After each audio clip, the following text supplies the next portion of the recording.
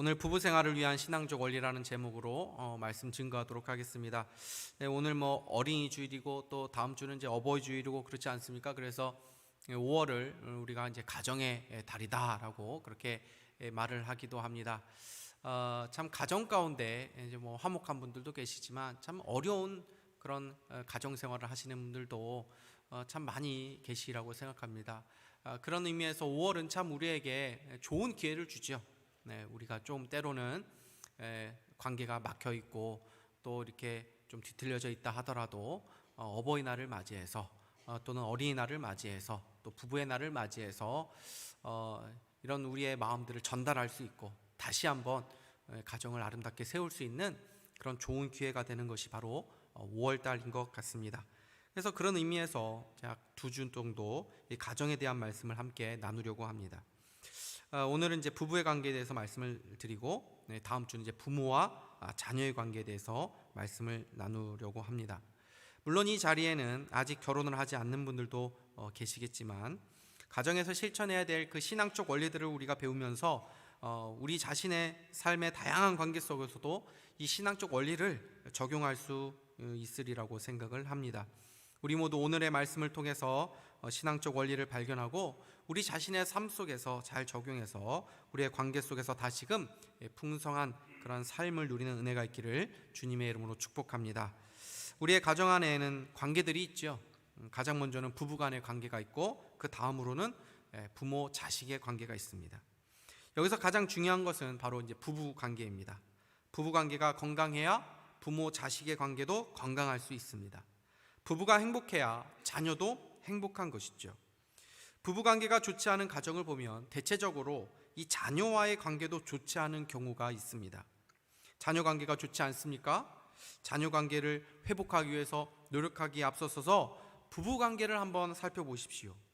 배우자와의 관계가 좋도록 노력할 때 자연스럽게 자녀와의 관계도 회복되기 시작할 것입니다.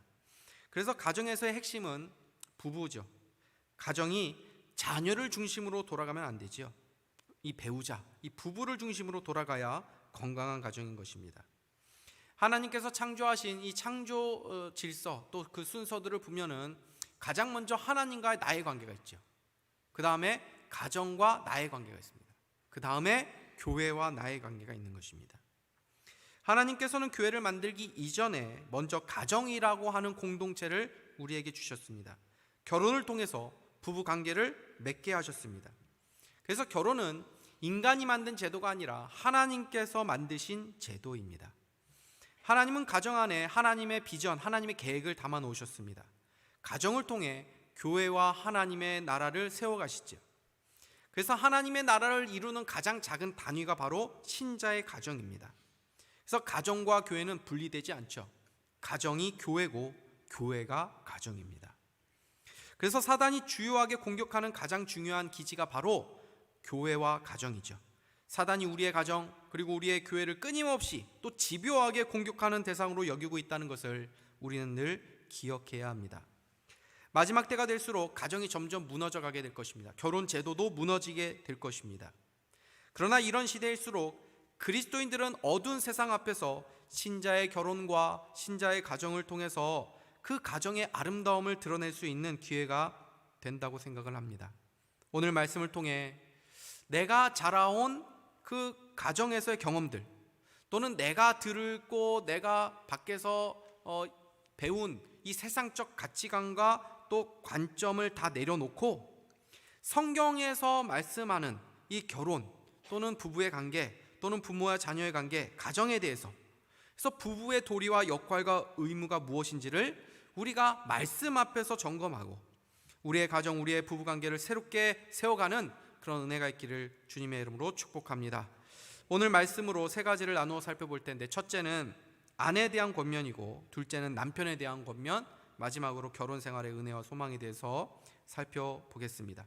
먼저 아내에게 주시는 권면 말씀 있죠. 22절에서 24절 말씀 보십시오. 우리 같이 한번 읽어보도록 하겠습니다. 시작. 아내들이여 자기 남편에게 복종하기를 주께 하듯 하라. 이는 남편이 아내의 머리됨이 그리스도께서 교회의 머리됨과 같음이니 그가 바로 몸의 구주시니라. 그러므로 교회가 그리스도에게 하듯 아내들도 범사에 자기 남편에게 복종할지니라. 아멘. 우리 아내분들 이 말씀이 어떻게 들리십니까? 지난주에 우리 교회에서 이제 결혼식이 있지 않았습니까? 그래서 제가 이제 혼인 서약서를 이제 작성을 하게 되었는데, 그 아내에 대한 혼인 이제 서약서를, 그리고 남편에 대한 혼인 서약서를 작성하면서 이 에베소 5장 말씀을 기초로 이제 작성을 했거든요. 근데 신부의 서약문에 이 복종이라는 단어를 넣었는데, 이제 제가 이제 써놓고 이제 아내에게 어떠냐고 이제 물어봤는데, 아내가 복종이라는 단어는 조금 그렇지 않냐. 그래서 제 아내의 말에 제가 복종해서 다른 말로 이제 순화해서 넣었습니다. 사실 복종이라는 단어가 구시대적이고 권위적인 단어로 들리게 되죠. 요즘 복종이라는 단어를 누가 씁니까? 노예 제도가 있었던 시대나 쓸 법한 그런 단어 아닙니까? 그래서 그리스도께 하듯 아내들도 범사에 자기 남편에게 복종할지니라, 이 권면이 우리에게 좀 불편하게 들릴 수 있고 시대에 뒤떨어지는 말씀으로 와닿을 수 있는 것 아닙니까? 그러나 하나님의 말씀은 시대를 초월해서 영원한 진리인 줄 믿으시기를 바랍니다. 사실 많은 분들이 이 말씀에 대한 오해를 하고 계신데, 전체 문맥과 이 시대적 배경을 우리가 살펴보면 이 말씀을 우리가 좀 더 바르게 이해할 수가 있습니다. 오늘 본문 말씀 바로 앞절인 21절을 보시죠.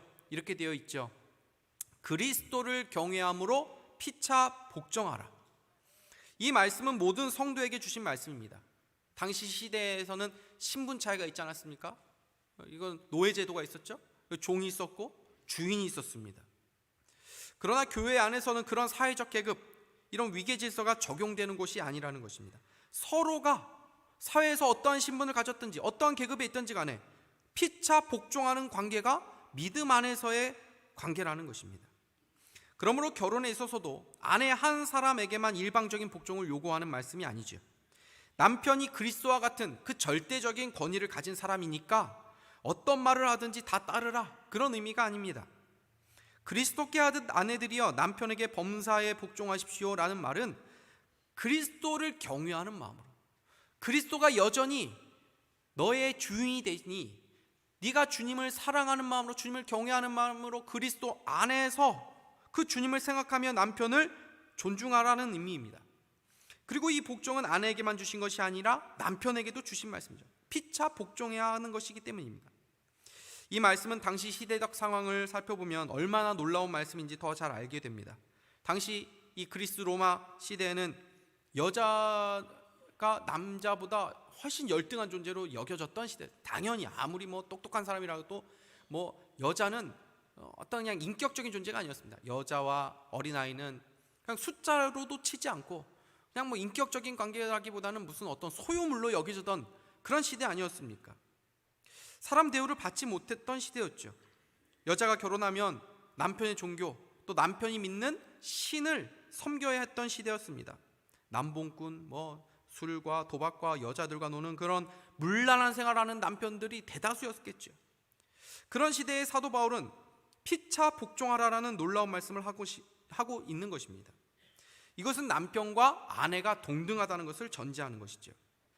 고린도전서를 보시면 부부관계에 대해서 이렇게 말씀합니다. 고린도전서 7장 4절에서 5절 말씀 보십시오.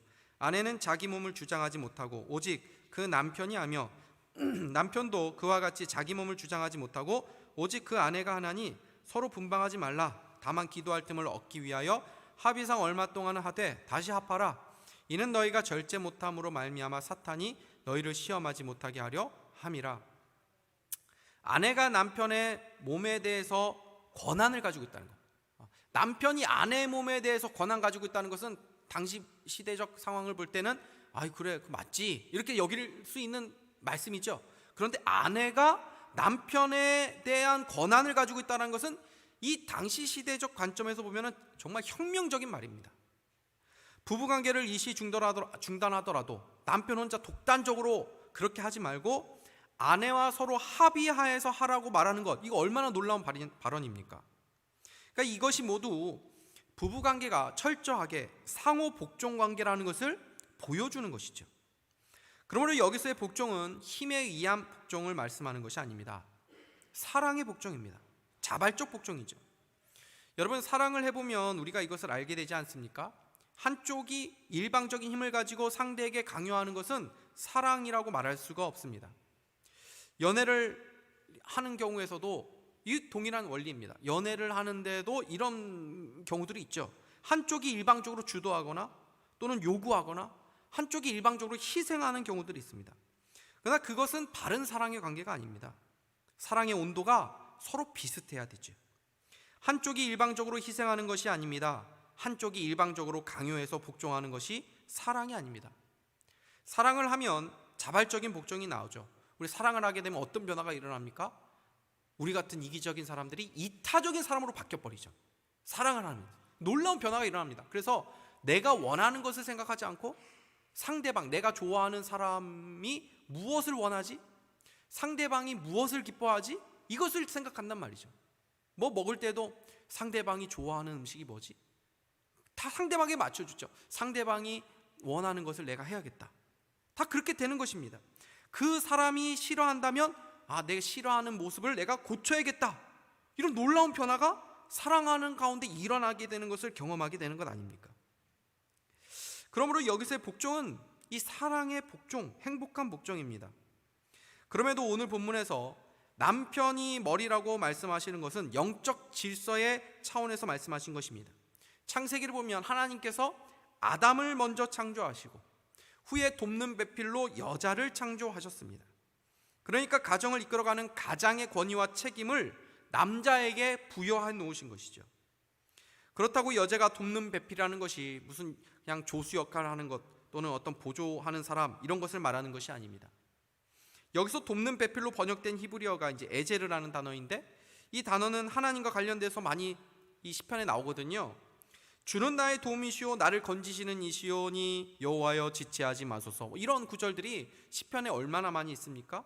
이때 주는 나의 도움이라고 했을 때 이 도움이라는 것이 이제 에제르라는 단어 아닙니까? 그러니까 돕는다는 것이 그냥 비서 역할, 어떤 조수 역할을 하는 것이 아닙니다. 오히려 도와줄 능력이 있는 존재가 도와주는 것이죠. 그래서 남편을 보면서 아내분들이 답답해 하시는 경우들이 있습니다. 저 사람 왜 저렇게 행동을 하지? 말을 왜 저 사람은 저렇게 하지? 왜 저렇게 살아? 어떤 분들은 평생 저 남자 만나가지고 저는 보니까 저 남자 뒷치삭거리만 하면서 살았다고 이렇게 하소연하시는 분들도 계십니다. 남편과 함께 다니면 참 제가 창피해요 라고 말씀하시는 분들 계십니다. 그런데 그것이 바로 그 남편을 만난 이유라는 것입니다. 그 뒷치닥거리를 한다는 그 말을 다른 말로 하면 뭡니까? 돕는다는 말이죠. 여러분 부모 역할이 무엇입니까? 자녀들 뒷치닥거리 하는 것 아닙니까? 그런데 여러분 하나님이 우리 평생 우리 뒷치닥거리 하고 계시다는 것을 우리는 생각해 보셨습니까? 그래서 보면 남편보다 아내가 훌륭한 사람들이 많습니다. 더 인품도 좋고 더 관계도 잘 맺고 더 지혜롭습니다. 남편 돕는 역할을 하다 보면 때로는 저럴 바엔 차라리 그냥 내가 하고 말지, 차라리 내가 남편이 되었으면 좋겠다라고 생각할 수 있습니다. 그러나 그렇지 않습니다. 아내는 돕는 자의 위치에 있어야 됩니다. 남편을 세워주어야 합니다. 그래서 오늘 말씀 33절을 보십시오. 우리 같이 한번 읽어보도록 하겠습니다. 시작. 그러나 너희도 각각 자기 아내 사랑하기를 자신같이 하고 아내도 자기 남편을, 아멘, 자기 남편을 존경하라는 거죠. 부족함이 보입니다. 그래서 도와주는 역할을 합니다. 그러나 그 와중에도 존경심은 잃어버리지 말라는 것입니다. 어떤 의미에서 보면 남자들이 여자들보다 훨씬 더 연약합니다. 육체적으로는 뭐 강해 보일지 몰라도 정신적으로 보면은 여성분들이 더 강한 경우가 많습니다. 여자는 약해도 어머니는 강하다는 말이 있듯이 결혼한 여성분들, 특히 자녀를 둔 어머니는 강하죠. 남자는 강해 보여도 사실 한 번 꺾이면 잘 일어나지 못하는 경우가 많습니다. 그래서 실패를 하고 나서 막 낙심을 하게 되면 남성분들은 잘 일어나지 못합니다. 자존심이 강하거든요. 그래서 남편이 한 번 넘어지면 막 좌절해가지고 아무것도 하지 못하고 그렇게 힘들게 살아가는 분들이 많이 계십니다. 잘 회복을 못합니다. 그런데 남편이 막 맨날 술 마시고 막 폐행같이 살아가는데 그 와중에도 그래도 가족 먹여 살려야 한다고 이러고 있으면 되냐고 하면서 막 뭐라도 하면서 살아야 되지 않겠냐고 하면서 막 나서는 사람이 누굽니까? 어머니죠. 교회에서도 잘 실족하는 사람들이 남편 쪽일 때가 많습니다. 주로 남자들이 신앙이 약하죠. 기도 많이 하는 분들 한번 보십시오. 주로 기도하는 분들 대체적으로 누구십니까? 중보기도 모임도 보면은 다 여자분들이시더라고요. 대체적으로 그렇다는 거예요. 대체적으로. 그러다 보면 남편이 여러모로 부족해 보일 수 있죠. 신앙도 나보다 좀 약한 것 같고, 하는 일도 마땅치 않고, 잘 낙심하고, 성격은 또 은근히 예민해가지고 얼마나 또 잘 삐지는지, 화를 잘 내는지 조심스럽게 다루어야 되는 존재가 남편일 때가 많습니다. 대체적으로 그렇다는 것입니다. 대체적으로. 근데 그럴 때라도 아내분들이 놓치지 말아야 될 것이 무엇입니까? 존경심이라. 남편에 대한 존중. 왜요? 하나님께서 내 남편을 내 가정의 머리로 세우셨다는 것입니다. 사람이 머리를 이렇게 늘 숙이고 다니면 어떻습니까? 머리를 들고 다녀야죠. 그것이 가정의 영광입니다. 자녀들 앞에서 아버지를 무시해서는 안 됩니다. 아버지의 생각과 말을 무겁게 여기는 분위기가 되어야 됩니다. 아내는 자녀의 편에 서 있는 것이 아니라 남편의 편에 서야 되는 것입니다. 우리 엄마는 우리 편이 아니라 늘 아빠 편이야 하는 생각이 우리 자녀들이 갖고 있어야 됩니다. 아이 앞에서 엄마의 의견과 아빠의 의견이 달라서는 안 됩니다. 여러분, 이 시대의 배경을 다시 한번 생각해 보십시오. 아내를 한 인격체로 여기지 않고 무시하고 제멋대로 생활하는 그 남편을 향해서 지금 존경하라라고 말씀합니다. 그 시대에 이 말씀을 주셨다면 우리가 왜 이 말씀을 받지 못하겠습니까? 옆에 분에게, 특히 남편이 있다면 더욱 이렇게 한번 이야기해 보십시오. 당신을 존경합니다. 한번 이야기해 보겠습니다. 시작. 당신을 존경합니다. 예, 이렇게 목사가 해보라고 할 때 하는 거지 뭐 평상시 하겠습니까? 그러니까 당신이 최고예요. 그리스도를 경외하는 마음으로 남편을 존중하고 존경하고 세워주는 은혜가 있기를 바랍니다. 두 번째는 남편에게 주신 권면이죠. 25절에서 28절 말씀 보십시오. 같이 한번 읽겠습니다. 시작. 남편들아, 아내 사랑하기를 그리스도께서 교회를 사랑하시고 그 교회를 위하여 자신을 주신같이 하라. 이는 곧 물로 씻어 말씀으로 깨끗하게 하사 거룩하게 하시고 자기 앞에 영광스러운 교회로 세우사 티나 주름 잡힌 것이나 이런 것들이 없이 거룩하고 흠이 없게 하려 하심이라. 이와 같이 남편들도 자기 아내 사랑하기를 자기 자신과 같이 할지니 자기 아내를 사랑하는 자는 자기를 사랑하는 것이라. 아멘. 성경은 남편을 향해서 무엇을 말씀합니까? 아내를 사랑하라. 남편이 가정의 머리라고 해서 군림하고 통제하고 다스리는 그런 말씀을 하는 것이 아니라 힘으로 다스리는 것이 아니고 사랑하라는 그 말씀을 주고 계신 것입니다. 오늘 본문에 보면 남편에게 요구하는 사랑의 특징 세 가지가 나와 있죠. 첫째는 그 사랑이 어떤 사랑이라고 말합니까? 그리스도께서 교회를 사랑하시고 그 교회를 위하여 자신을 주신 같은 사랑이라고 말합니다. 그러니까 인간적 사랑이 아니라 신적인 사랑, 그리스도의 사랑을 실천하라는 것입니다. 그리스도의 사랑이 어떤 사랑입니까? 언약적 사랑, 무조건적인 사랑, 신실한 사랑, 끝까지 포기하지 않는 사랑이죠. 세상에서 말하는 사랑은 어떤 사랑입니까? 조건적 사랑, 움직이는 사랑, 감정에 따라 이렇게 오락가락하는 사랑이죠. 그러나 성경은 그것을 사랑이라고 말하지 않습니다. 우리가 왜 결혼 예식을 드리는 것입니까? 한순간의 감정으로 결혼하는 것이 아니라 비가 오나 눈이 오나 건강하거나 병들었거나 머리털이 팥뿌리가 될 때까지 사랑하겠다고 하는 그 신성한 약속을 하는 것이죠. 그래서 우리는 이 약속에 근거한 사랑을 볼 때 감동하게 됩니다. 얼마 전 방영했던 폭삭 소가수다라는 드라마가 있죠. 거기에 남편 양관식이 얼마나 사랑꾼입니까? 아내에 대한 사랑, 자식에 대한 이 사랑을 보면서 많은 사람들이 양관식을 찾습니다. 감동하는 것이죠. 가끔 저녁에 산책을 나가면 노부부가 이 손을 잡고 걷는 모습을 볼 때가 있습니다. 그럼 얼마나 보기가 좋습니까?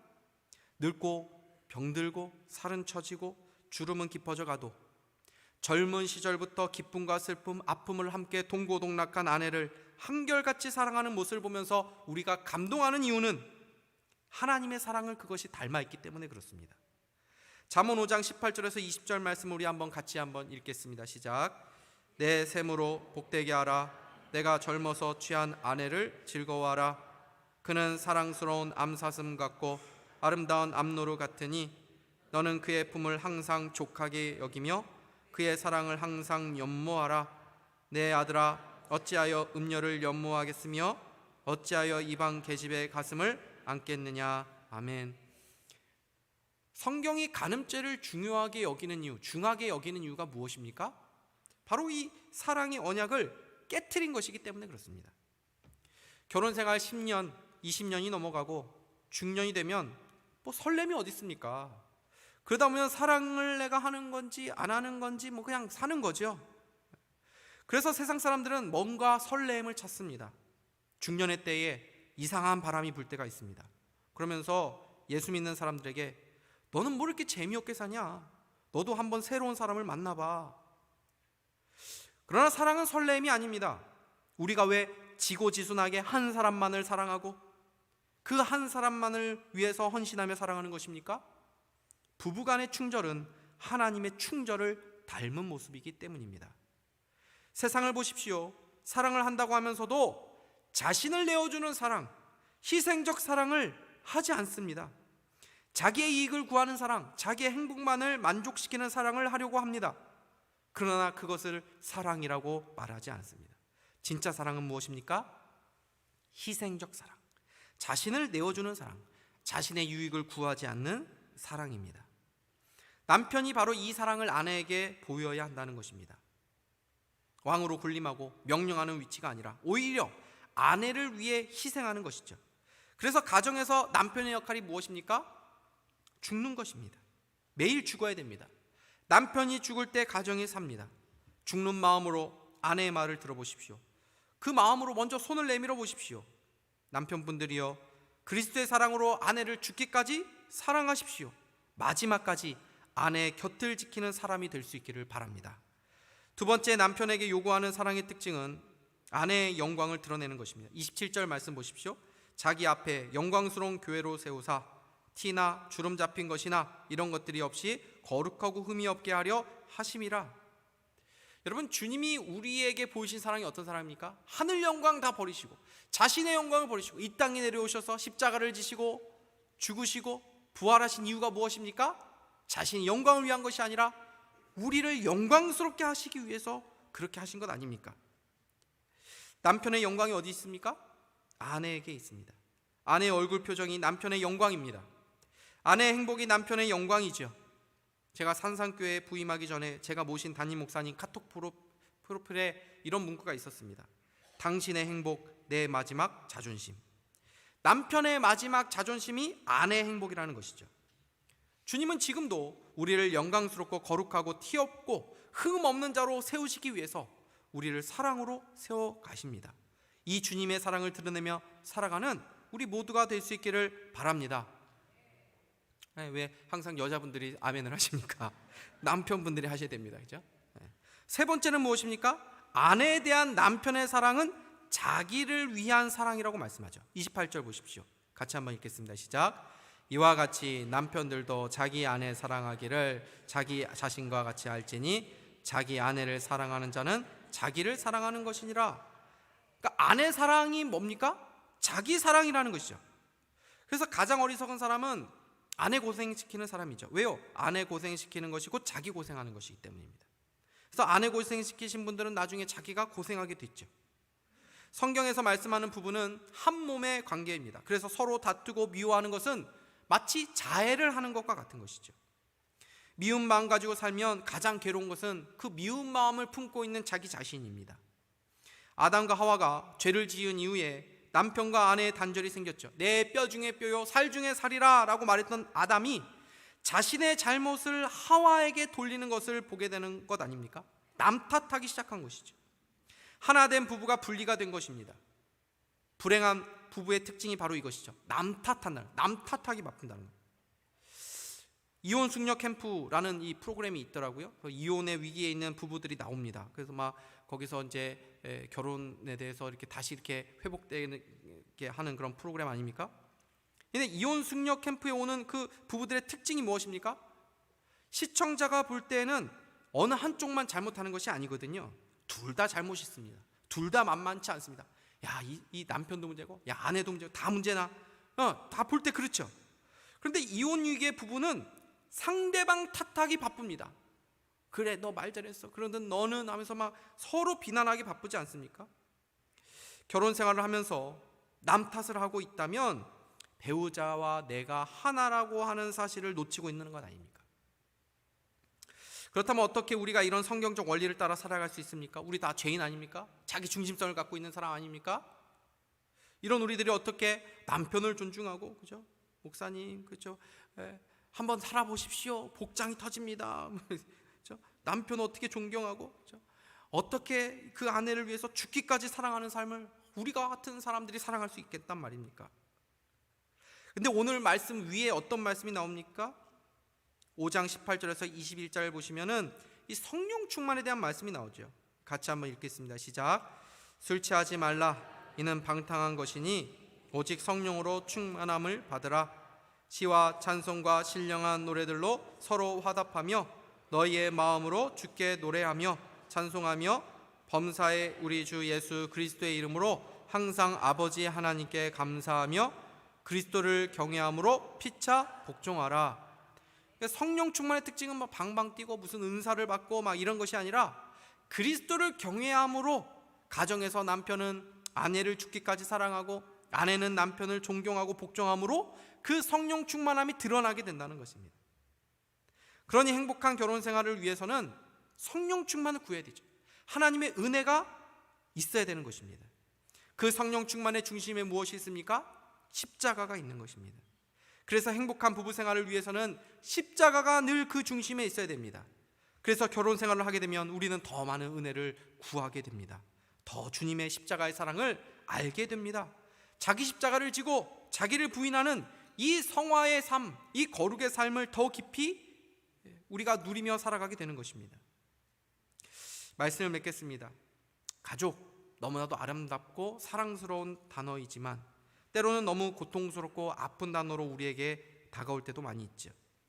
근데 여러분, 혹시라도 결혼생활 고통 가운데 하고 계신 분들 한번 생각해 보십시오. 우리 주님의 결혼생활도 참 고통스럽다는 생각을 해보게 되지 않습니까? 주님은 우리같이 불충하고 신실하지 못한 사람을 아내로 맞아 주셨습니다. 우리가 얼마나 주님의 마음을 아프게 하며 살아갑니까? 한눈 팔 때도 얼마나 많이 있고 죄의 말씀에 복종하지 못할 때도 얼마나 많이 있습니까? 우리가 정결한 신부라고 정결한 아내라고 말할 수 있습니까? 그러나 지금도 주님은 남편으로서 신부인 우리들에게 한결같은 사랑을 베풀고 계십니다. 이 결혼이 유지되는 이유는 오직 그리스도의 한결같은 은혜, 그 언약을 지키시는 신실하신 사랑 때문입니다. 때로 우리의 결혼 생활 속에 우리가 위기를 맞이하게 되기도 합니다. 정말 고통스러운 시간을 보낼 때도 많습니다. 그러나 그 고통스러운 시간 속에도 여전히 그리스도가 나의 신랑 되시며 나의 구주가 되신다는 것을 붙잡을 수 있기를 바랍니다. 그리고 아무리 고통스럽더라도 우리에게 소망이 있다는 것을 기억하십시오. 우리의 결혼 생활로 모든 것이 끝난 것이 아니기 때문에 그렇습니다. 내 결혼 실패했구나, 내 인생 끝났구나, 이것이 아닙니다. 우리의 고통은 영원하지 않습니다. 이 땅의 모든 것은 다 지나가게 됩니다. 그러나 우리에게는 영원한 소망이 있습니다. 그것은 가장 완전하신 남편이신 우리 구주와 가장 온전하고 행복한 결혼 생활을 우리가 누리게 될 것이라는 것입니다. 신자의 가정은 이 영원한 결혼을 바라보면서 그리스도의 사랑을 실천해가는 축복의 통로입니다. 오늘 말씀 듣고 당신 들었지? 이것으로 싸우시면 안 되지요? 말씀은 항상 나 자신에게 전해. 오늘 주신 말씀 속에서 신앙의 원리를 붙잡고 우리의 가정을 새롭게 세워가고 넘어져도 다시 일어나서 말씀의 원리를 또 실천하며 우리에게 주어진 믿음의 삶을 힘있게 걸어가는 우리 모두가 다 될 수 있기를 주님의 이름으로 축복합니다. 기도하겠습니다. 하나님 아버지, 감사합니다. 오늘의 말씀을 통해서 이 신자의 가정을 아름답게 세워가는 신앙의 원리를 우리에게 다시 한번 허락해 주셨으니 이렇게 살 수 있는 이 은혜와 복을 이미 우리에게 주신 줄 믿사오니 하나님, 날마다 이 결혼 생활 속에서 자신을 부인하면서 주님의 사랑과 은혜를 깨달아가는 그런 은혜가 우리 모두에게 있도록 주님 인도하여 주시옵소서. 그래서 우리의 가정 가운데 하나님의 영광이 나타나고 또 그 가운데 우리가 더욱더 거룩해져 가는 그런 놀라운 변화의 역사가 나타날 수 있도록 인도하여 주옵소서. 예수 그리스도의 이름으로 기도하옵나이다. 아멘.